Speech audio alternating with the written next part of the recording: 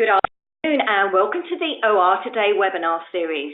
I want to remind you that today's webinar is eligible for one continuing education hour. We have now automated the post-webinar survey and certificate process and hope that you'll find it more convenient.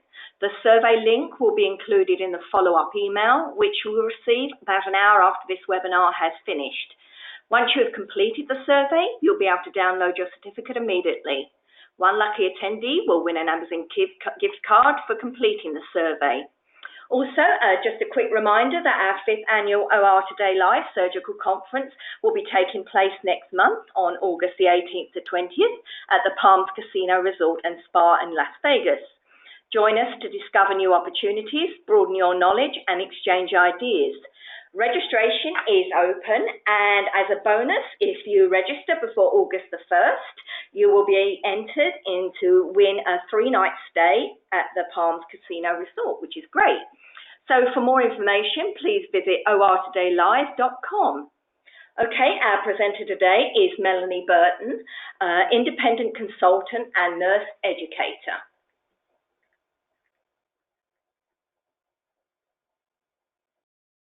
Thank you very much.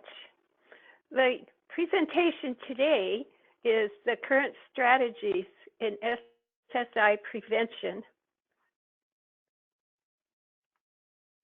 And here are the presentation objectives so that you have something to evaluate at the end. Identify the intrinsic factors that contribute to SSIs. Discuss the significance of SSIs.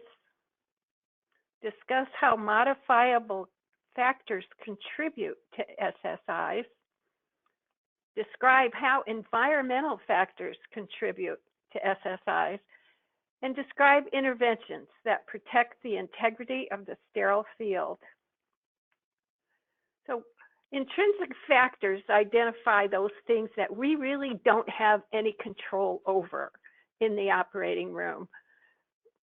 These are things that the patients come in with, and sometimes we can identify them before the patient comes in, but usually the patient will arrive with some of these things.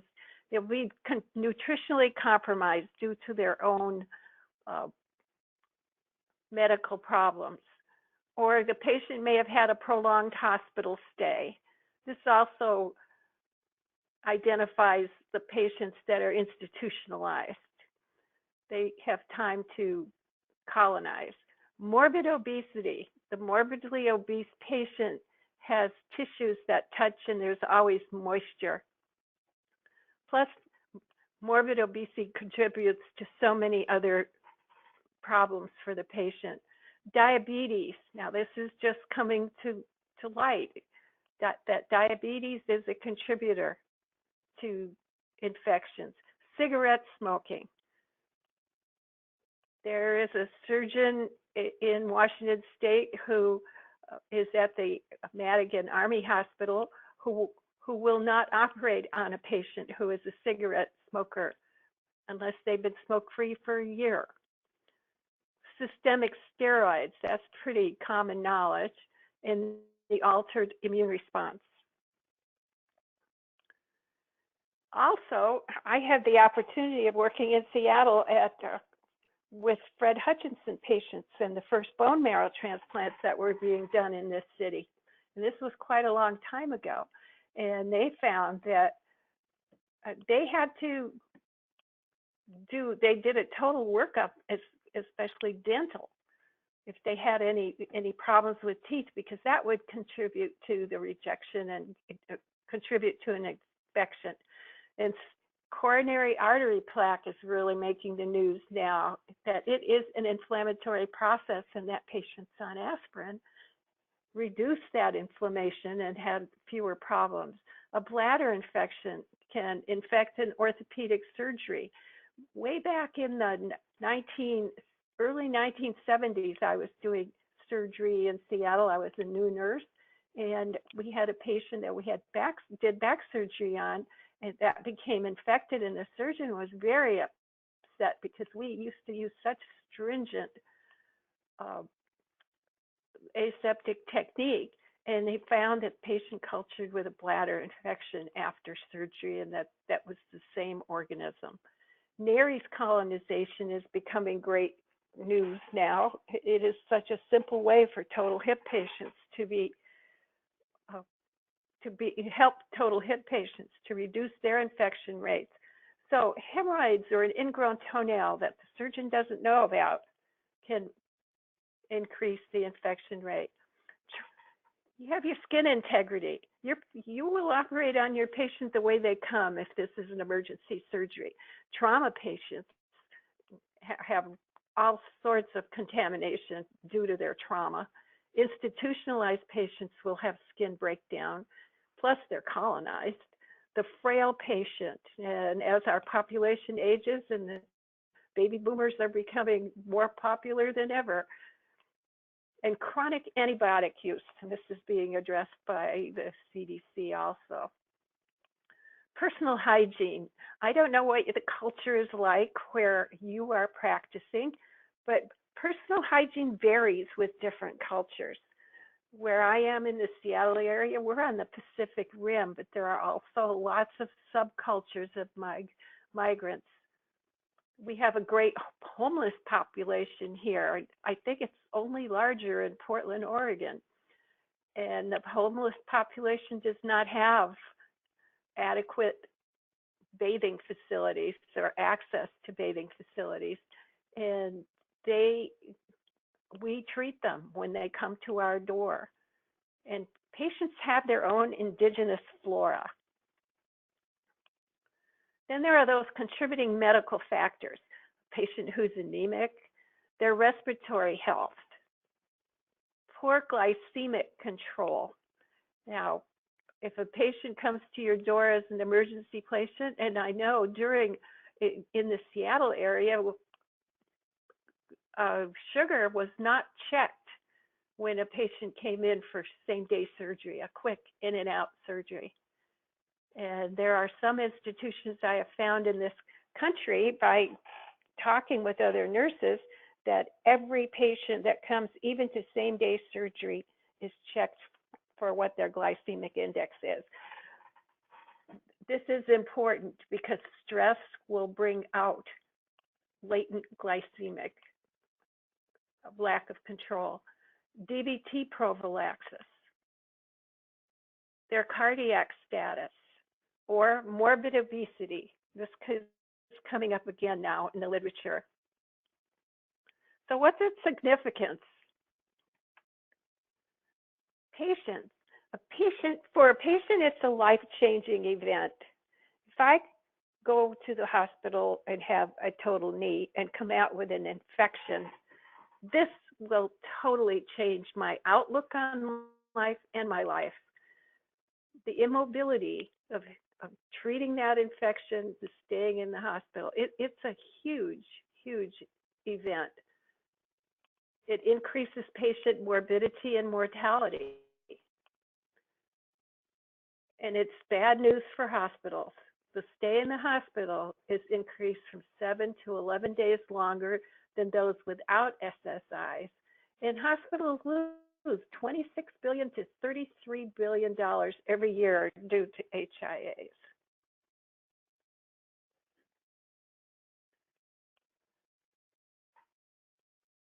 And this is just one statistic. When I looked at the literature, these statistics are all over the place. The high estimate is 25,000 per infection, and it's about 10 billion annually. So according to CDC report, in January 9th in 2017, 700,000 patients get hospital-acquired infections. 90,000 are from MRSA, and 99,000 result in deaths. If I go to the hospital for a total knee, I don't think I want to exit that way. These are the estimates of increase in hospital stays, and you have to remember these are averages.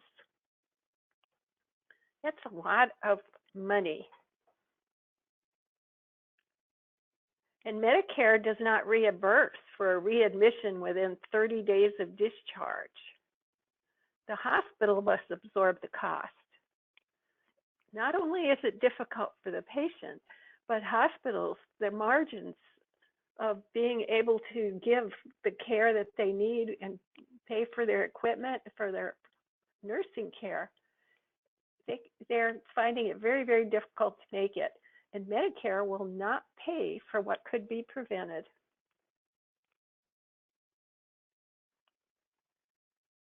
This is just in our recent history here. In 2015, President Obama signed the bill authorizing OSHA to increase penalties. In 1970, the fine was $1,000. In 2015, it was increased from $7,000 to $10,000. This was implemented only not quite 2 years ago. And the fines keep going up. And failure to abate is $12,675 per day. This is a big hit for hospitals. Plus, there's patient dissatisfaction. I know how dissatisfied I'd be. Are your patients, and all of your patients in your facilities are given satisfaction surveys. Not a patient gets out of there without filling one out. And the second party payers are also reimbursing according to patient satisfaction. I had a cabin in the mountains near Mount Rainier, and when I was up there last year, I saw one of my neighbors, and his name was Pete. And I said, Pete, you're walking with a walker. What happened? And he said, oh, I had a total knee. And I said, where did you go? And this was in Pierce County. And the big hub for Pierce County patients is in Tacoma, Washington. And I said, did you go to one of the hospitals in Tacoma? He said, no, I went to Swedish Hospital in Ballard. And Ballard is a small community. It used to be a fishing community. And I said, Ballard, did you know a doctor there or anything? He said, no. I looked them up on the internet, and they had the lowest infection rate. So patient in this rural community was looking online to see where he should go. He did not know any of the doctors, and he did not know any of the anesthesia or any of the staff. He went there because their infection rate was the lowest. So the only thing we can do anything about is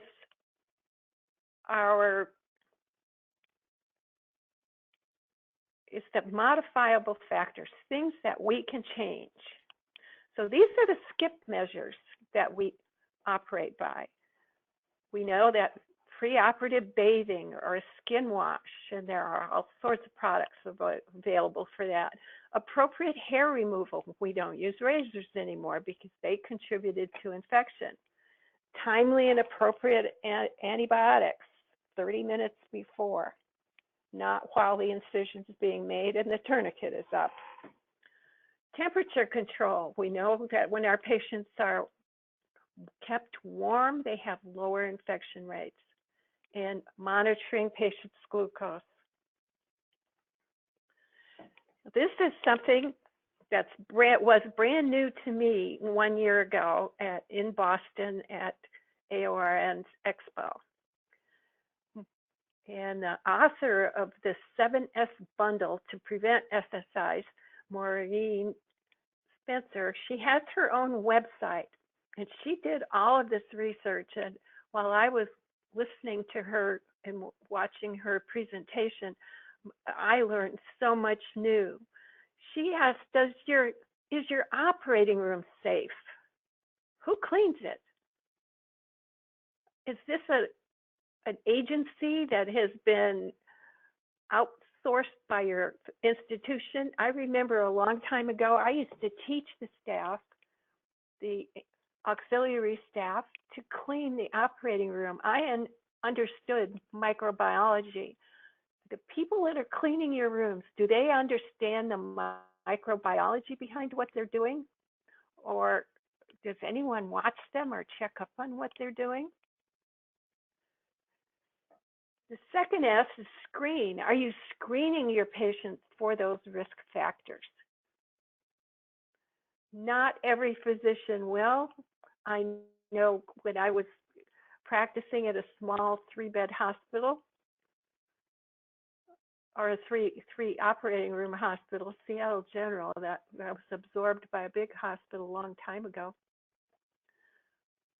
Our orthopedic surgeon didn't see the patient that was going to have the emergency hip operation on Saturday until the day before. This physician wasn't screening for all of the risk factors. We didn't know all of the risk factors then, and a certain number of them became infected. Now we know that we need our patients to shower with chlorhexidine the night before and the morning of. And the one thing Maureen emphasizes, do you send them home with a little sample bottle of chlorhexidine, or do you have to give them a great big bottle? Or do you count on them for going to the pharmacy and purchasing it themselves? Or do you give it to them and give them instructions on how to bathe with it? Skin prep.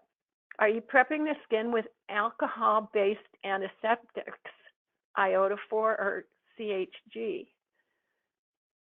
Alcohol is one of the facilitators on making that skin prep work. Are you irrigating the patients, irrigating the tissues prior to closure using CHG? This was a big eye-opener because we were told that by the manufacturer that CHG was not to be used. Apparently it can be, but CHG is under a lot of controversy right now. So this may be changing. She also identified sutures. Are you closing tissues with antimicrobial sutures? This was a new one too for me. Said, wow, everybody ought to know about this, or at least hear about it. Or in skin closure, are you sealing the incision or covering it with an antimicrobial dressing? I have heard from other attendees of this presentation that they don't like sealing the incision. And I know I did a lot of pediatrics, and we always seal those hernia incisions to protect them from the diaper area. Hand hygiene. This is another big one, and it's in AORN's guidelines. A standardized procedure for hand washing should be followed. Hand wash should be performed upon arrival. And I know I've worked in a facility in Idaho where everybody, including the support staff, did that 10-minute scrub and cleaned their fingernails every morning. Wearing gloves will not replace hand hygiene. Now it's a myth that it does. The studies have found 15 to 17% rate of colonization after glove removal. And there is a communication between organisms to pass on resistance. And that was a big study that Maureen Spencer indicated, that an organism that was resistant to certain antibiotics could actually pass through the cell membrane their DNA of resistance into an organism that was susceptible to that organism. I recommend very highly checking out her website. Gel products may be used, but only after the initial scrub, and those are your gel antibiotics that you probably carry in your purse. No artificial nails. Nail polish is okay still, according to AON guidelines.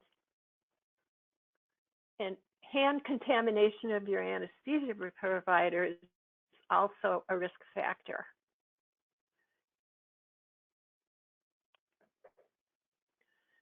So skin preps. This is a big one. Soap and water is okay. It does clean the skin. It takes off contamination. Alcohol denatures a microorganism. It shrivels it right up, takes the fluid out of it. Chlorhexidine disrupts the cell membrane.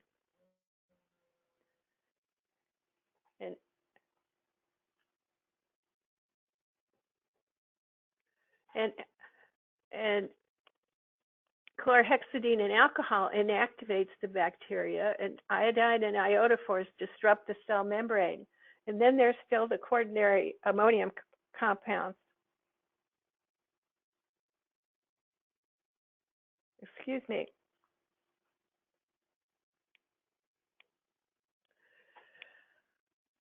So soap and water is a friction. And people with their surgical attire, then there's a new guideline under review right now at AORN, because you should have clean scrubs upon entering the OR suites and cover them when leaving. However, there are lots of institutions, even here in Seattle, the facility lets people wear their scrubs home. And it was my observation that people would put on new scrubs when they were leaving the operating room and wearing them home. And I asked why this was going on. And I was told that, well, we don't want to bring home all of the stuff we've encountered here at the hospital. Yet they would wear them back in the next day and go right to the operating room. Hair needs to be covered. Personal head covers need to cover facial hair too. Home laundered scrubs. A lot of hospitals pay a lot of, or save a lot of money by letting you take home your scrubs and launder them yourself. But they're being worn home in cars, public transportation, or you're wearing your scrubs home in a car where you've transported your dog to the vet. This is where I have a real problem. And personal items and jewelry being hanging and containing contamination. There has also been some studies done by a friend of mine, James Dubinsky, who's with CCI, and he has done some studies with his partner, Dr. Boyle, and there are still studies ongoing with the Joint Commission, and they're studying colon resections and hysterectomies, and to seeing the infection rate difference on those, because they're contaminated cases or clean contaminated cases, and their infection rate is higher. So they're studying those. And then Stavisky found out that there are hospital characteristics where there are more infections. It's a lower infection rate in a non-teaching hospital. And they're studying why right now. There's a lower infection rate in non-magnet hospitals. I wonder why. They're investigating that, but these are just the results of the research they've done so far. And there is a lower SSI rate in higher number of employees who are CNORs, CRNFAs, C-SPAN, and longer RN tenure. And this is, I think, the result they were looking for to justify certification, but it's interesting what is coming out of these studies. Then we have environmental factors. You could have the dirty operating room. A multidisciplinary team should establish your cleaning procedures and their frequencies and evaluate the cleaning between cases. And I've already touched on this, but who teaches the people that clean the room and who monitors them? And when is your terminal cleaning done? And surgical instruments, the cleaning and sterilization of instruments. And I don't want to tell you what SPG was called in the institution that I worked in. However, they hired people at minimum wage and gave them minimal instruction on cleaning these instruments. They didn't even know what they were used for, and we didn't know how they were cutting corners or how much they understood what they're doing. This is becoming another topic of interest, and there is a lot more being done by Amy to instruct people, to certify people that are working in the instrument department. And who inspects those instruments? Are they pre-soaked? Has the organic matter been removed before it's dried on, which really increases the bioburden? Then you have your airflow in the operating room. Who monitors those air exchanges and humidity levels in your operating room? The standards were developed by OSHA, and I was working in a facility where we got there, and the engineer came, and it was a small 25-bed critical access hospital in a very rural area, and an engineer came up and he was checking the humidity, and he said, "You can't operate today. The humidity's too high." And we waited until the humidity went down. So in places this does work, and in your larger facilities, I know that there's a department that makes sure they let you know. They record it, but do they report to you? And your traffic control, airborne contaminants and microbial levels in the environment, they're directly proportional to the number of people coming and going in your room. And AORN's recommended practices for traffic patterns is worth reading and following. I know sometimes you can't control your traffic. So this is what this is all about too. AORN has been doing research, and in 2014, it changed its recommended practice to read when there's an unanticipated delay or during periods of increased activity, a sterile field that's been prepared and will not immediately be used may be covered with a sterile drape. This was the deviation, and I know in 2015 and in years since, I have been running into nurses that say, no, you can't cover the back table. Well, this has been changed, and you can cover it. And this is the study that's cited in the AORN guideline. It was an independent study, and 45 sterile trays were placed in a positive airflow OR and randomly assigned as followed.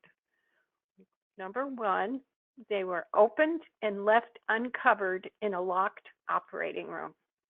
So there was no traffic. They were opened and left uncovered in an operating room with single person traffic in and out every 10 minutes. And opened and immediately covered with a sterile surgical towel and left in a locked operating room. Cultures of the trays were taken immediately after they were opened and every 30 minutes during the exposure period. So this was a controlled study. And this is what the findings were. After 30 minutes of time with traffic, 4% were contaminated. However, take a look at the next column, no traffic, 4% were contaminated. The ones that were covered with a towel, 0%. After 60 minutes, with traffic and no traffic, 15% covered, no cultures. After 120 minutes, traffic or no traffic, still the same amount, 22%. Still 0% for the covered table. After 4 hours, with traffic or no traffic, 30% was contaminated. Covered were still 0. So sterile instruments can be contaminated in as little as 30 minutes. And this is right from the picture, right from the article that's cited in AORN guidelines. There's also another study in 1996, an orthopedic independent study. They studied 41 total joint replacements. 27 were hip and 14 were knee to study the effectiveness of covering the instruments. The instruments were covered during periods of increased activity, like positioning or transferring. There was a 28-fold reduction of instrument contamination.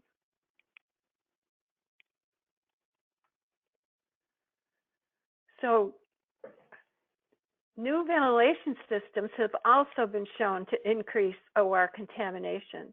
The particle counts at the table with laminar airflow resulted in a significant 4-fold increase in counts compared to the table without laminar airflow. How does this happen? And here it is. This is the journal if you want to find the article. And this is how it becomes contaminated, because your table is out to the perimeter of the room. Or if you want to keep it clean while the patient is being positioned or people are coming in or before you're draping the patient. But look at the way the airflow, it goes up to down to the table and it goes back up and it comes back down on the sides of the room. And your air intake is usually at the bottom of the room if you look in the corners. So what can we do with this knowledge to change things? You have to know what your current practices are. Facilities policy and procedure keep them current with new AORN recommendations. So this is our gold standard. And how do you comply with these recommendations? Not everyone complies 100%. It depends on what works for your facility. And do you keep statistics? Do you keep records of what you're doing? Is there a change? So you can tell by what I've told you that new research is necessary. And just recently, AORN sent out a survey regarding covering the back table and if whether or not it is attended. And it is beginning to look at this because I know when I worked in Boston and learned how to be a scrub tech at the Boston Lying In, which is now part of Brigham, it's Brigham and Women's, we used to set up for a C-section, cover the table so that we were ready to go with an emergency section in 2 minutes. Everything was counted, everything was done, and there was a method on how it was covered. And I know in very small hospitals where the team is not living in the hospital at night or you don't have a team, these are covered, that the practice differed from what the guideline was, because otherwise it just wouldn't work. And so AORN is revisiting this recommendation, the recommendation of this guideline, and it's soon going to be out for public comment about covering the table, how long should it be covered, how it could be covered. And more research has been done in our industry sector, duplicating the prior research and extending the time periods in the study to 12 and 24 hours. And we'll be waiting to see what happens with the use of all of this new information to see how AORN is going to change its guidelines. And that's due out sometime this year. The public comment period will be. So and there are changes in practice. I remember when we always used to have a closure table for a bowel procedure, and we would move it aside, and we would have this clean, sterile procedure, sterile table for closing a bowel case or closing a hysterectomy case. And we got away from that, saying, oh no, we don't need to do this anymore. And now it's gone full circle and it's going back to that. And a sterile Mayo is set up and moved aside to make it ready for closure so it didn't extend the period of time of the case. So it can be a Mayo stand or it could be a table. And is it covered?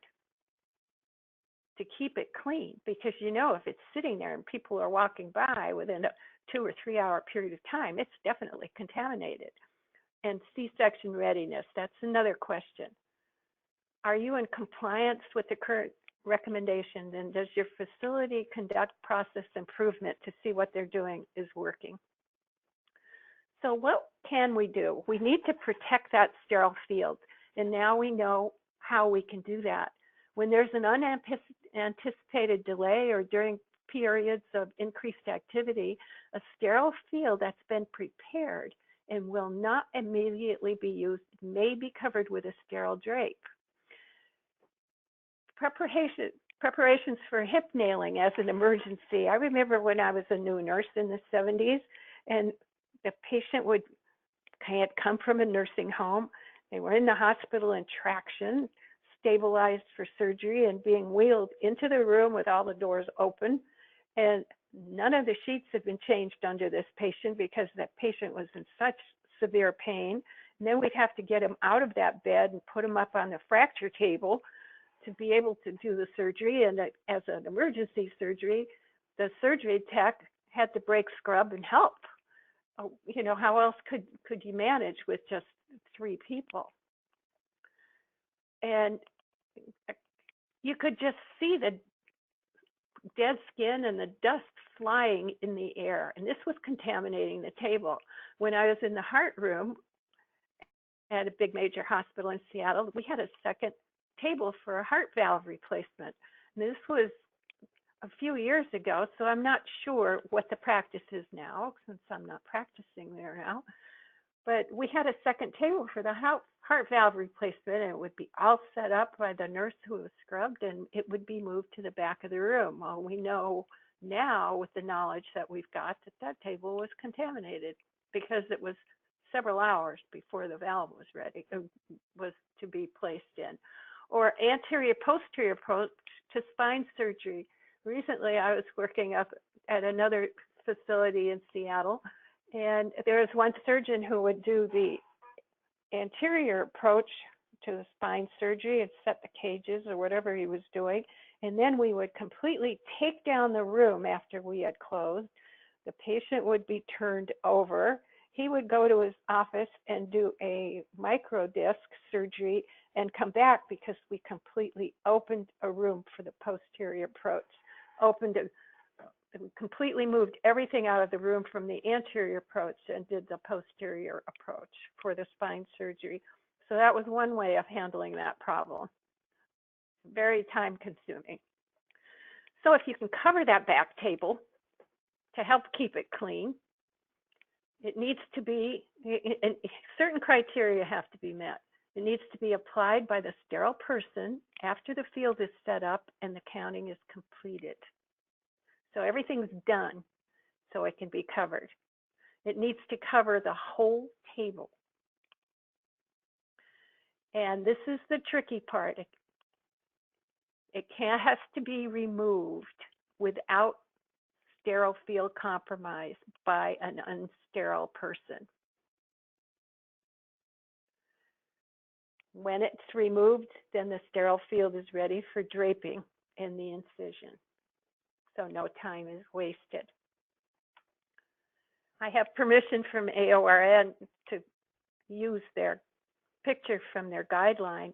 This is a 2-sheet method of covering the table, and it needs to have a large cuff put on there, and it has to have 2 sheets with the second cuff as that person is applying it that will completely cover the first cuff.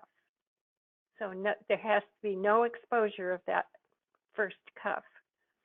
And as you can see, a majority of that sheet is draping over the table, so gravity may pull that down. It may slip if the table is bumped or if the table is moved.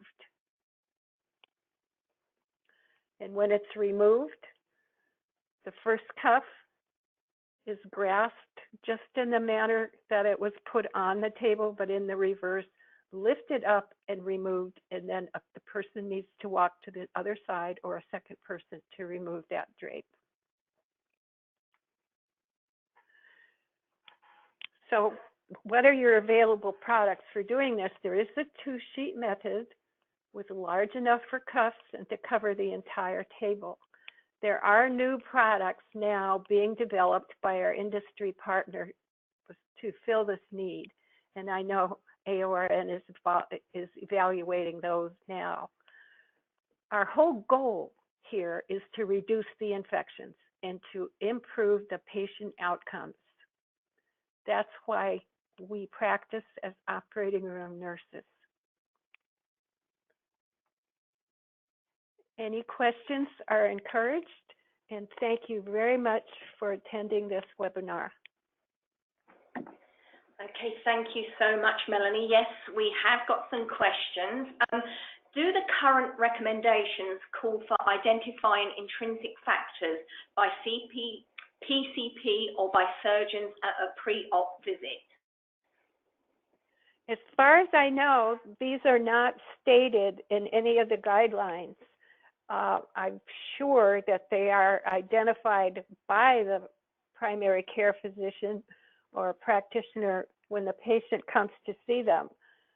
However, we have no control over those patients that enter on an emergency basis or don't follow their primary care providers' recommendations, and we don't know how informed the primary care providers are. Okay. In general, overall, how does the US compare to other countries in regards to reported HIISs? I'm sorry to tell you that I don't have that information, and I'm sure it's available somewhere, maybe with the CDC. I know that the United States lags in some medical procedures because of the FDA, and we have a different type of reporting system. But that would be a very interesting thing to explore. So thank you very much for that question. Okay, and another one has come in. Do you know when the new AORNN guidelines will be released? Oh, if only I had a crystal ball. They are working on them now at AORN, and they are receiving all sorts of information, and they are really going over the whole guideline. I know that one of the areas where they're looking for information and looking for evidence-based research is, does the table have to be monitored when it is covered? Because that is part of their guideline now, but there seems to be a lacking of evidence-based research available unless they have found some since I have last talked with them. Okay, also, when this guideline is getting ready, watch your peri-op insider, because AORN will make it available for, I believe it's a time period of about a month, for public comment on that guideline before it is finalized and then published for next year's 2019's guidelines. So you will, as an independent practitioner of being a perioperative nurse, be able to address that guideline and be able to comment on it. Okay, and another question that's coming. Is the repeat violations fine for hospitals based on a per case basis or total of all violations? Thank you. That's a good question. It is based on the per case basis and for all violations. From what I read in the research, all of these are reportable, and the hospitals voluntarily report. However, they are lumped together with all HIAs, all hospital-acquired infections, not just SSIs. And if the rate does not change and they don't change their practices, those are the ones that are considered repeat violators. So I'd have to do a little more reading and looking at that particular statement. So thank you for that question. Okay, and following on, do you think the AORN recommended practices will be changes to include immediate covering or draping of sterile fields? That's a good question. We're hoping that it will, because that's what the research has shown, that this table will be set up and covered before there's any activity in the room. But as you can see, it's not just covering the table, it's a whole host of other areas of the patient's condition that contribute to these SSIs. But the things that we can do something about as a perioperative nurse is not just covering the table. That's just not the one thing that's going to fix this problem. It's going to be making sure everyone complies with the dress codes and the changing and having clean scrubs and not wearing your eye protection from a MRSA case around your neck and contaminating your scrub gown. It needs to have everyone in the perioperative arena to have an excellent surgical conscience. Okay, and we've got some more questions that have actually come in. How many facilities are using the day of surgery pre-op nasal iodine swab and oral rinse on all surgery patients to reduce the risk of SSI? That's a good question, and I can't tell you that because there's not been any, any questions for a central reporting agency for that. But I know I've been following that, and even in small rural acute care or hospitals where I worked 3 years ago, they were using the nasal swab. It's such a very inexpensive way of helping keep the patient from colonizing themselves. Okay, and what does AORN say about having fluids on a table that will be covered? I don't know. That I can't tell you. I think that would be a good question to ask during the period of public comment. When you have fluids on a table, they're usually used for irrigation, and they should be immediately poured and be immediately warm, so that you're not cooling the patient, because the temperature of the patient is one of the factors of increasing the surgical site infection. But I'm not sure that none of those studies that I've read had used any fluids.